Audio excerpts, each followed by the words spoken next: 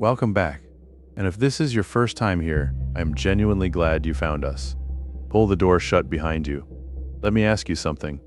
Have you ever walked into a room and known, before you could put a name to it, that something had changed?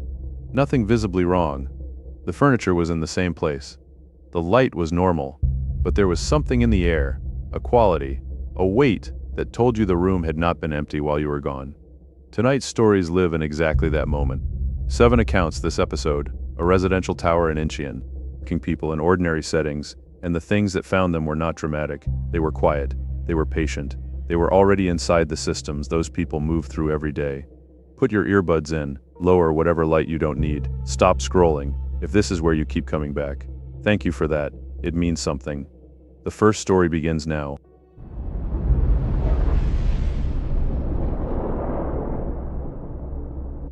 Unit 16007, the building I managed, was called Hanyang Residence Tower B, and for 4 years before any of this happened, it was a completely unremarkable place to work. 22 stories, 176 units, one elevator bank that made a grinding sound between floors 7 and 8 that every maintenance contractor told me was cosmetic, and I never fully believed. There was a recycling room on the 3rd floor that tenants consistently misused, a parking garage that flooded by 2 centimeters every March, no matter what we did to the drainage system, and an ongoing dispute between the tenant in 804 and the tenant in 806 that I had personally mediated 7 times in 3 years. These were the details of my day. I kept maintenance logs, resolved billing questions, walked fire safety inspections, and made sure the unit status records matched what was actually happening in the building. The status system was straightforward. Every unit had a field, vacant, occupied, or pending. Occupied units showed a registered tenant name, a lease start date, an active utility account, and a log of all maintenance visits.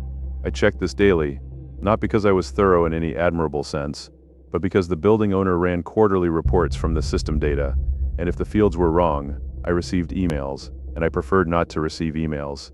In 4 years, I had seen minor errors. A unit would stay marked occupied for a few days after a move-out, in late October. Occupied, registered to Park Seung-min. Lease start date, October, 4 years earlier, almost exactly to the week of my own hire date at the building. Utility account active. Last maintenance visit 2 months prior for a kitchen cabinet hinge replacement. I did not recognize the name, that by itself was not unusual. The building had 176 units. I knew maybe 40 tenants by name. What I noticed, and then did not act on, which I have since thought about, was the maintenance entry. 2 months earlier, I had been in the building during a particularly dense week. 3 noise complaints, a broken lobby intercom, and a fire door alignment issue on floor 19. I remembered that week specifically. My name was on the 1607 maintenance entry for the cabinet hinge, but I did not remember performing that work. I checked the physical maintenance binder, my handwriting, my date. I told myself it had been a busy week. I set it down and moved on. 6 weeks later, a package arrived for Unit 1607. I signed for it at the lobby desk because the intercom went unanswered. Subscription box from a tea company, the loose leaf kind, a monthly delivery, the label showing it was part of an ongoing account. I brought it to the 16th floor and knocked. Nothing. I left it outside the door. 3 days later, it was still there. I knocked again. Still nothing. Under our building procedures, after 72 hours with no response and no contact from the tenant, I was permitted to conduct a welfare check. I used my master key. The unit was furnished. That should not have surprised me. Occupied units are furnished, but the previous official inspection of 1607 had been 18 months earlier, when a routine fire safety walkthrough had listed the unit as furnished, standard configuration, no violations. I had done that walkthrough personally. What was in the unit was not standard configuration. No violations. I had done that walkthrough personally. What was in the unit was not standard configuration. There was a low wooden bookshelf along the east wall that I did not remember from the inspection. It had books on it, maybe 30, paperbacks mostly, nothing notable. There was a folded blanket on the couch. The kitchen had a kettle, a ceramic pot with a lid, a cutting board. The kind of objects that accumulate in a kitchen over years, not weeks. On the kitchen counter, next to where I'd set the subscription box, there was an older box of the same tea. Same company, same variety. Already opened, maybe half used. The bedroom door was closed. I documented what I could see. I took photographs on my phone. I did not open the bedroom door, and I have since tried to reconstruct why. I think it was something about the air in the apartment, the way a place feels when someone has been breathing in it for a long time. It did not smell vacant. It smelled faintly of paper and something warm, the way a home gets after years of use. I told myself someone simply had not answered the door for 3 days. Tenants travel, tenants disconnect. I logged the welfare check as resolved. No signs of emergency, tenant presumably absent, and went back downstairs. I pulled up the original lease agreement. There was no paper file. The lease existed only in the digital system. This was, in theory, possible under the platform we used. Some older agreements had been entered directly without physical copies, especially during the period when we transitioned to the new management software. I checked the building owner's original tenant records from before my hire. Park Seung-min did not appear. I checked the unit's full occupancy history going back 8 years. Unit 16007 had been vacant for 14 months before my start date. Before that, it was registered to a family who had relocated to Busan. There was no record of Park Seung-min before the system entry dated 4 years ago, the week I started. I brought this to the building owner. He looked at the records for 10 minutes and told me it was almost certainly a data migration error from when we switched management software. The old system had migrated with some corrupted entries, a wrong utility account number in 2 units, a tenant name attributed to the wrong floor in a third. He was not alarmed. He told me to flag it for correction in the next audit cycle and move on. The data migration explanation made sense. I accepted it provisionally and submitted a correction request. Then I checked the old system's backup archive, because the correction request required me to confirm the source record. Park Seung-min did not appear in the old system at all. The name had not been imported. It had not migrated. It had originated in the new system, fully formed, lease date, utility account, maintenance history, all of it, but with no corresponding source. I went back through the maintenance log entries one by one. The cabinet hinge in October, a bathroom light bulb the previous spring, an air filter replacement the year before that. Each entry had a timestamp, a description, and either my name or the name of our maintenance technician, Shin. I called Shin. He did not remember the air filter job. He remembered that spring clearly, he said. His daughter had started secondary school, and he had been distracted, but not Unit 1607. He was certain he had not been in that unit. We had 2 years of maintenance history in that apartment that neither of us remembered performing. I sealed the unit, changed the lock cylinder, flagged the status field as administrative error pending review, and removed it from the active register. I wrote up the discrepancy as a data integrity issue in my notes and kept a copy for myself. That would have been the end of it, except for the photograph folder. When I uploaded the photos I had taken during the welfare check, I opened the building shared drive to create a new folder for 1607. The folder was already there. It had been there for 2 years. Inside it were 31 photographs, organized by date across 26 months. I recognized the angle. I recognized the framing. Someone had taken them from approximately the same position I stood in during inspections, using the same standard shot sequence our maintenance team used. Entry, living area, kitchen, bedroom door, bathroom. I did not recognize taking any of them. My phone account was connected to that shared drive. The upload metadata showed my device ID on every image. I looked at the photos in order. The bookshelf arrived in month 4. A single framed print appeared on the wall above the couch in month 9. The kitchen accumulated its objects gradually, the ceramic pot, then the kettle, then the cutting board, photographed over nearly 2 years, as if someone had been documenting a home being slowly settled into. In the earliest photographs, the bedroom door was open. In every photograph after month 14 it was closed. I looked at the last photograph. The bedroom door was open again. Just inside the doorway, a shoe rack. 2 pairs of shoes, aligned precisely.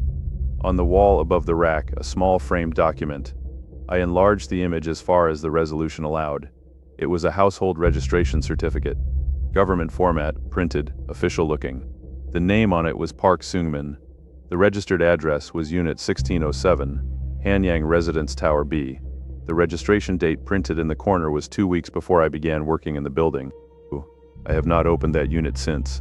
The lock cylinder I installed has not been touched. The status field remains blank. There is a fire safety inspection checklist I am required to complete twice a year. It requires a visual confirmation that every unit has been inspected. I mark Swix 607 as confirmed. I have done this 6 times. I have not stepped inside. I leave the building now by 5:50 p.m. every day. The last maintenance entry in 1607's log was timestamped 6:04 p.m. I have not found a reason I started leaving early. I only know that I do.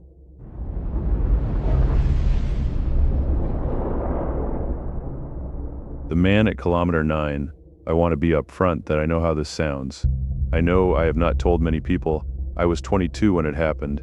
I was doing delivery runs between Lauag and a set of barangays, maybe 30 kilometers east, through a road that goes through rice fields and then climbs up into a section of hills where the signal drops out completely.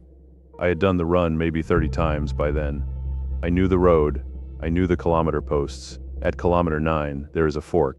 Down, not moving, just standing there, facing me. The right side goes up through the hills and takes another 45 minutes to reach the barangay. The left fork is a shorter road, but it dead ends at an irrigation ditch. Everyone locally knows not to take the left fork. You take the right. It is not complicated. I was doing a late run, maybe 7:30 p.m., starting to get dark. Coming up to the Kilometer 9 fork, I had my headlights on. There was a man standing at the fork on the right side of the road, not flagging me down, not moving, just standing there, facing me. Down, not moving, just standing there, facing me. Maybe 60 years old, work clothes, no bag, no motorcycle, nothing to explain why he was there at that hour on an empty road. I slowed down automatically. He looked at me and said, "Leave the boxes and go home." Not a question, not loud. Very flat, in Ilocano, which is what people there speak. But the phrasing was off in a way I noticed even then, like someone saying a sentence they had rehearsed, but not in the order a person would normally say it. I did not leave the boxes. I thanked him. I said I had to deliver, and I took the right fork. 3 kilometers up, I had to stop the motorcycle because a tree had come down across the road. Recent. Bark still light-colored where it broke. I could not get through. I had to turn around and go back, which meant I did not deliver that night, and I had to call the customers and rebook. When I got back to the Kilometer 9 fork, there was no one there. I have thought about this every way I can think about it. He could have heard about the tree from someone else. He could have been a local who knew the road was blocked. Those are the explanations I go to. But the next morning, when I told the story to the woman who ran the barangay hall, she asked me what the man looked like. I described him, work clothes, short, maybe 60, standing on the right side. She said, "That sounds like my father-in-law. He has been dead for 9 years. He used to manage the irrigation roads in that section." She did not seem frightened when she said it. She said it the way someone might say, "Oh, that makes sense. I still do that delivery route.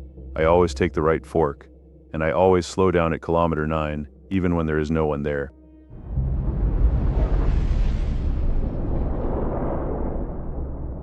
Sector 4, Day 3, I do forest inventory surveys for a provincial contractor. Grid-based GPS waypoint work. Stand density assessments. The kind of job where you spend most of the day alone in a cut block with an ATV and a data tablet and a thermos of instant coffee that is cold by 9 in the morning. I have been doing this for 16 years. I am not a person who invents things. I am a person who fills in forms correctly. In the survey, a block is divided into sectors.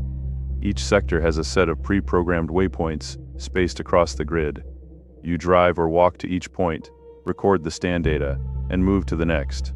Sector 4 of the block I was assigned that October had 11 waypoints, spread over roughly 12 square kilometers of logged terrain with a ragged wall of second growth along the eastern edge. The weather had been dry. The ground was passable. Day 3 of that sector started normally. At waypoint 4, which was a flat clearing about 40 meters from the tree line, I entered my readings into the tablet, stood up to photograph the canopy, and saw a figure at the edge of the trees. Not an animal, a person or something person-shaped, standing at the tree line maybe 350 meters out, standing still, not moving toward me or away from me, just present. I noted it, not in the official log, in my personal field notebook where I keep running notes that don't belong in the formal data. I wrote figure at tree line, approx 350 meters east, stationary. I assumed it was a surveyor from another crew or a hunter who had wandered into the block. We occasionally overlap with adjacent operators. I took a photo, though at that distance, the figure was only a dark shape. I moved to waypoint 5, then 6, then drove to waypoint 7. Waypoint 7 was on the opposite end of the sector.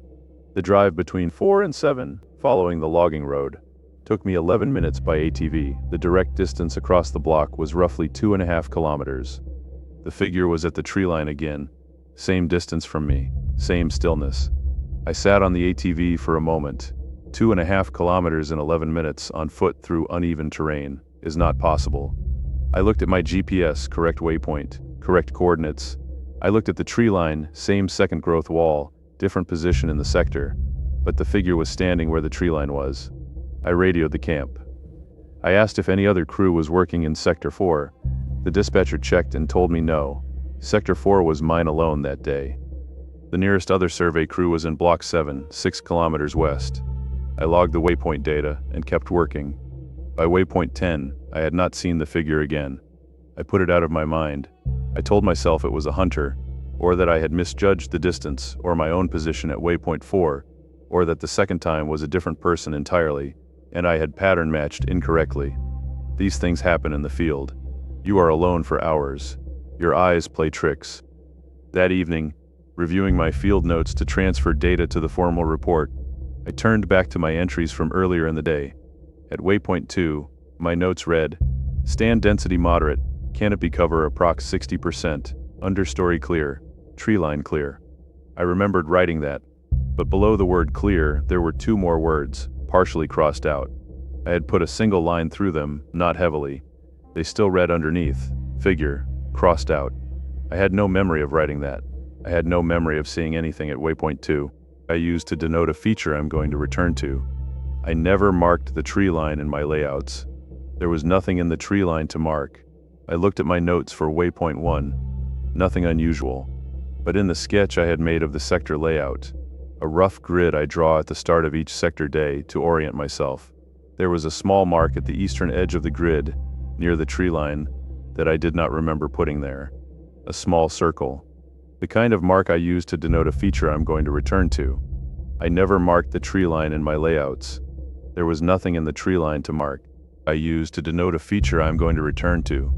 I never marked the tree line in my layouts. There was nothing in the tree line to mark. I submitted my waypoint data to the office the following morning via the GPS upload. The system auto-ingested the track log, which records your physical position every 30 seconds throughout the day. Standard procedure. The report came back with a flag. The log contained 12 waypoints. The sector had 11. An additional entry had been recorded in my GPS track, waypoint 12. The coordinates placed it approximately 60 meters inside the tree line at the eastern edge of the sector, between waypoints 9 and 10 on my route. The timestamp showed it had been logged at 2:42 p.m., while my own position records showed me driving the logging road between waypoints 9 and 10. I had not left the road. My position data confirmed that the GPS had recorded a waypoint inside the tree line that I had not entered and that my own track showed I had not been near. The office flagged it as a device sync error. GPS units occasionally ghost entries during signal interruption. They deleted it and closed the ticket. Before they deleted it, I took a screenshot of the full log. The entry for waypoint 12 showed a field label where my name usually appears as the operator.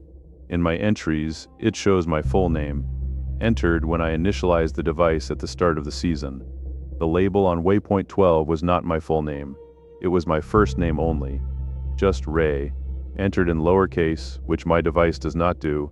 I set it to capitalize. I do not know how to explain the waypoint 12 entry.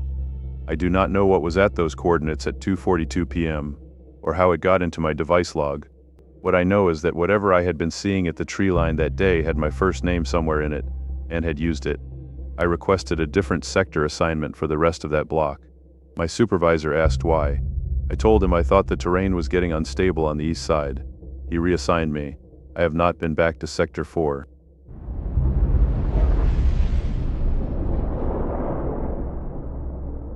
The bundle above the door, I'm going to tell this the way my grandmother told it, because she told it only once and she did not elaborate. She lived most of her life in a village in the Maramureș region of Romania. I will not give the exact name, because some of her neighbors are still alive. She was a practical woman. She did not tell stories. A bundle of dried herbs tied with a cord and hung from a nail. Her own mother had put it there. When she told this one, she told it because I asked her directly about the thing above her front door, and she said she was going to tell me once, and then she did not want to speak about it again. Above the door of her house, for as long as anyone in the family could remember, there was a bundle of dried herbs tied with a cord and hung from a nail. Her own mother had put it there. The specific herbs were a combination her mother had learned from her mother before her, a folk practice for keeping illness out, for keeping the home whole. No one in the family called it a charm or used any religious language around it. It was simply the thing above the door. You kept it dry. You replaced it every few years, and you did not let it fall. One winter, the neighbor woman fell very ill. My grandmother sat with her through 2 nights, coming home before dawn both times exhausted. On the morning of the 3rd day, returning home before sunrise, she found the herb bundle on the ground below the nail. It had not rotted through, the cord was intact. The herbs were dry and whole. It had been cleanly untied. She retied it, went inside, slept a few hours, and did not mention it to her husband. 3 nights later, her husband came to her in the kitchen and said, something knocked at the door and there was no one there. She went to check. The bundle was on the ground again. Her husband retied it. He was a quiet man, and he did not ask questions about things that did not require questions. In the morning, the bundle was still in place, but the knot was different. She and I sat with this detail for a moment when she told it, and then she explained. Her mother had taught her to tie the bundle in a specific way, a practical knot, flat and close to the herbs. What she found that morning was a different knot, a wrapping style she recognized because it was used in the village for funeral preparations, for binding things closed. She took the bundle down and burned it in the yard. She did not replace it immediately. That same winter, her husband became ill.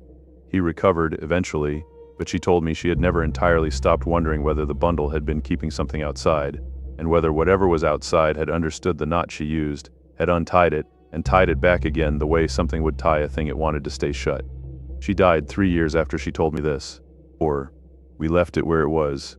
When we cleaned her house, we found a new bundle of herbs above the bedroom door, the same combination her mother had used. She had never mentioned putting a second one up. We do not know when she hung it there. We do not know what it was for. We left it where it was.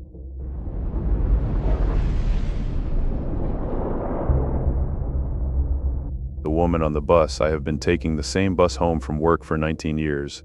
Line 206. From the school where I teach kindergarten to a stop 2 blocks from my apartment in Moriyama. 40 minutes, give or take. I know the seats, I know the stops. I know the approximate likelihood that any given seat will be occupied, depending on the day of the week and the time of departure. It is not an interesting commute, and I do not find it interesting. I do crossword puzzles on my phone or I close my eyes. Sometimes I fall asleep and miss my stop, which is embarrassing. I say all of this because I want to be clear that I am a person of very consistent routine. I notice disruptions to it. In mid-November, on a Thursday, I boarded the 5:15 and found a seat near the middle of the bus. A woman was sitting across the aisle and 2 seats forward, so I could see her in partial profile, mid-40s, dark blazer, hair cut short, reading something on a printed document rather than a phone. She reminded me, immediately and strongly, of one of the mothers in my class. I will call the mother Mrs. K. I had spoken to Mrs. K 4 or 5 times across the school year. I knew her face. I almost called out. I stopped because something about the woman on the bus was slightly wrong, and I could not immediately identify what. She was too still, not relaxed still, the way someone is when they are absorbed in reading. Still in a more absolute way, no small shifts in weight, no glances toward the door when a stop approached, no reflexive phone check. She sat with the document in her hands and did not move in any way that a person normally moves when they are sitting in a bus for 30 minutes. I told myself she was tired. I told myself she was deeply focused. I kept glancing at her. She rode 3 stops past the neighborhood where Mrs. K and the other school families lived. She did not show any reaction to passing those stops. Past the neighborhood where Mrs. K and the other school families lived. She did not show any reaction to passing those stops. When I got off at my stop, I looked back through the window. She was looking at me, not in the way someone looks at another person by coincidence. She was already facing toward where I had been sitting before I stood up, or she had turned quickly enough that I could not tell the difference. I went home. I told myself it was not Mrs. K and I had been tired. 2 weeks later, Mrs. K came in for a parent meeting. We sat across from each other for 30 minutes. She wore glasses, small, wire-framed, round. She always wore glasses. I had seen her in glasses every time I had met her. The woman on the bus had not been wearing glasses. This is a small detail, I know, but I have a particular kind of memory for faces. It comes with the job. 20-odd children, you learn to notice specifics, and once I identified it, I was certain. The face had been right, the clothes had been right, the short hair had been right, but no glasses, and she had ridden past every relevant stop without reacting. I mentioned it to a colleague, obliquely, saying I had thought I saw a school parent on the bus. My colleague asked, casually, whether the woman had been wearing glasses, because Mrs. K was notable for never taking her glasses off. I had not told my colleague which parent I meant.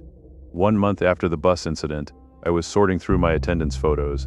I take a photo at drop-off each morning as a quiet record of who is present, more for my own reference than official documentation. I was looking at the photo from the morning of the Thursday when I had seen the woman on the bus. The drop-off shot shows the school gate in the background. In the background, across the street from the gate, there was a woman standing on the pavement facing the school. Dark blazer, short hair. Too far to see clearly, but the silhouette was exact. The document was not visible, but her hands were in front of her in the same position I had seen on the bus. No glasses. The photo was taken at 8:12 that morning. I did not board the bus until 5:15 that afternoon. Whatever had been on the bus that evening had already been at the school 9 hours earlier. I have since looked through my attendance photos from the weeks before and after.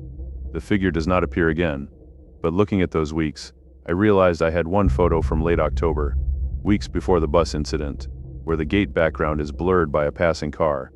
Through the blur, on the opposite pavement, there is a dark shape that could be a person standing still. I cannot be certain. The image is too blurred. But the shape is in the same position. I have not seen the woman again. I take the 5:15 every weekday. I sit in a different seat now, on the right side, where I can see the full bus from my position. I have not been able to explain why whatever was on the bus looked almost exactly like Mrs. K. I think about the photograph from 8:12 a.m. I think about whatever had been standing outside my school for hours before it sat across from me on the way home. And I find that the detail I cannot stop returning to is not the stillness, or the missing glasses, or the wrong stops. It is that it knew which bus I take.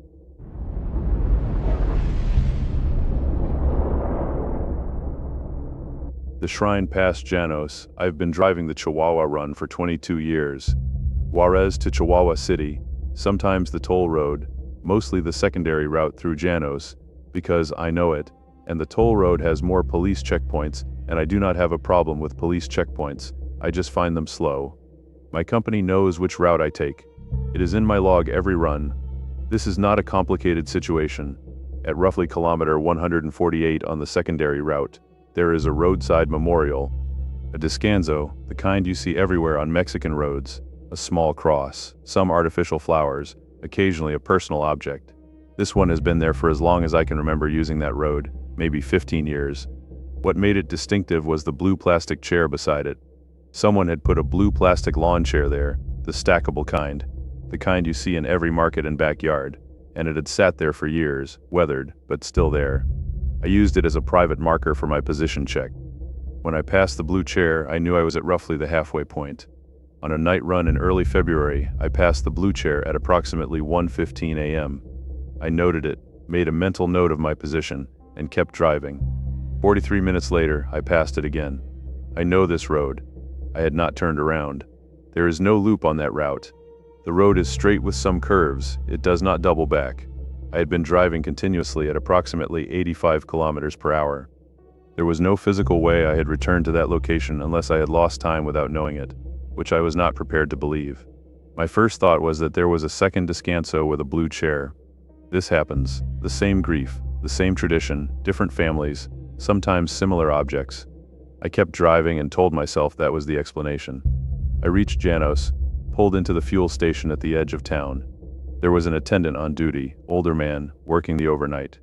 I refueled, the south side of the road, closer to the 155 junction. No chair in the new one. I was still thinking about the chair, so I mentioned it while he was running the transaction. I said I had passed a roadside memorial, with a blue chair twice on the route, and asked if he knew of two similar ones on that stretch. He looked at me, then he said, "The memorial, with the blue chair burned down 3 years ago. Someone hit it with a vehicle late at night. The family rebuilt one on the south side of the road, closer to the 155 junction. No chair in the new one. South side of the road. closer to the 155 junction, no chair in the new one. I did not say anything to that. I signed for my fuel and drove on to Chihuahua. I made my delivery. I signed the delivery paperwork at 4:22 a.m. The irregularity I found later was not the chair. The chair I can work around, I can almost explain. What I cannot explain is what I found when I reviewed my fuel card records 3 days later for the expense report. My card transaction in Llanos does not appear. I searched the full statement. My prior transaction was at a station in Juarez before departure. My next transaction after that is in Chihuahua City at 4:30 a.m., which was 8 minutes after I signed the delivery paperwork. I always fill up immediately when I arrive. Always. It is habit from 22 years of runs where you do not want to leave for home on a half tank. The transaction at 4:30 is consistent with arriving at 4:22 and going straight to the pump. But the Llanos transaction is not there. I called the fuel card company. They confirmed no transaction was recorded at any location between Juarez and Chihuahua that night. I called the station in Llanos and asked to speak to whoever worked the overnight in early February. The woman I spoke to looked through their records. She said their system showed no transaction matching my card number on that date. She also said, and she said this matter-of-factly, which I found more unsettling than if she had been confused, that their overnight attendant in early February was a woman. They had not had a male overnight attendant since December. I have the fuel in my truck from that night. I logged it. The level was correct for the distance. Someone put fuel in my tank in Llanos, in the middle of the night, and there is no record of it. The man who was not there handed me a transaction I was never charged for. I still drive that route. I have driven it 11 times since. The Descanso with the blue chair has not appeared again. The Llanos station is where it is, and the attendants I see there are not the man I described. The thing I come back to, the question I cannot answer, is this. If I was the one who stopped in Llanos who paid for my fuel, and if it was not me who stopped, where was I for however long it took to refuel and drive on? My logbook says I left Llanos at 2:14 a.m. My fuel card says I was never there. I have no record of 47 minutes.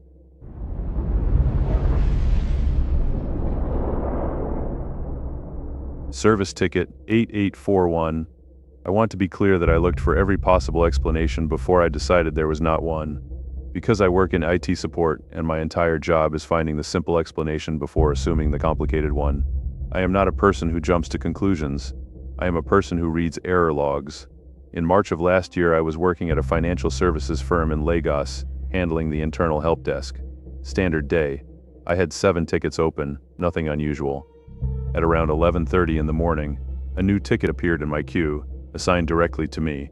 Escalation flag, high priority. Reported by a user in the accounts department, a woman I will call O. Adeyemi. She was reporting that her system account had been locked after multiple failed login attempts she had not made. I opened the ticket. Standard unauthorized access situation. I started the account review. The first thing I checked was the metadata. The ticket was filed at 11:23 a.m. My name appeared in the assigned to field, which was normal. Our system routes certain ticket types directly to the senior on-call technician, but the timestamp on the assignment read 11:09 a.m., 14 minutes before the ticket was filed. I stared at this for a while. Then I flagged it to my supervisor as a metadata error, probably a system clock desync between the ticketing platform and the authentication server. He agreed it looked like a sync issue, common enough after the platform update we had run the week before. I went back to the actual problem. 7 failed login attempts on Oediyemi's account between 10:52 and 11:08 a.m., all from an internal IP address, which I cross-referenced with our device registry. The IP was assigned to my workstation. My specific machine had made 7 attempts to access her account in the 16 minutes before she filed the ticket. I have a policy. When something looks wrong, you document it completely before you explain it. So I pulled my own screen activity log. Our IT systems run a background process that captures active screen states every 90 seconds for security audit purposes. I checked the log for 10:52 through 11:08 a.m. I was in my log the entire time. Continuous activity. Ticket 8802, a password reset for the payroll department. I remembered the ticket. I remembered the specific user because she had called me afterwards to say thank you, which people rarely do. I had been at my desk, on my machine, working an unrelated ticket for the entire window in which my machine had been attempting to access Oediyemi's account. The session log showed one user, my credentials, my session, No interruption. I escalated it to our security team as a potential unauthorized remote access incident. They scanned my machine and found nothing. No malware. No remote access tool. No unusual software. My session had not been hijacked. My credentials had not been duplicated. By every technical measure, there was nothing wrong with my machine. They closed it as an anomalous session echo, a rare but documented glitch where a system retains a ghost session that can make intermittent API calls. Uncommon, explainable, logged, closed. Assigned to me at 11:09 a.m. 1 minute after the access attempts ended, before Adeyemi had filed any report. My name was already on the ticket. What they did not address, and what I never raised formally because I did not know how to phrase it. The failed login attempts to Adeyemi's account ended at 11:08 a.m. She filed the ticket at 11:23 a.m. My ticket was assigned to me at 11:09 a.m. 1 minute after the access attempts ended. Before Adeyemi had filed any report, my name was already on the ticket. It was assigned to me at 11:09 a.m. 1 minute after the access attempts ended. Before Adeyemi had filed any report, my name was already on the ticket. Whatever had been using my machine to get into her account had also somehow, from inside a system I administer, created the incident report that put me in charge of cleaning it up. I have thought about this for over a year. I am good at system logic. I can trace most things to their origin. I cannot trace this one. Someone or something used my identity to try to get into an account it could not access. When that failed, it filed a ticket in my name, assigned to me, before the failure had even been reported. It made me responsible for what it could not finish. I still work at that firm. I still handle the help desk. I have reviewed my machine logs every week since March. Nothing like it has happened again, but I think about the 14 minutes. I think about whatever decided when it could not get through to hand the problem to me. I don't know what it was trying to get into. I don't know what was in Adeyemi's account. I have not asked her.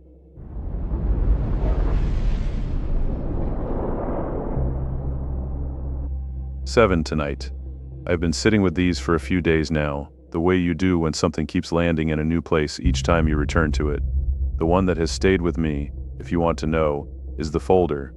The photographs that had always been there, the home that documented itself being settled into.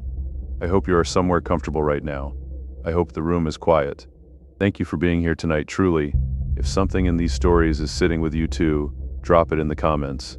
We read them. Take care of yourselves. Same place, next time.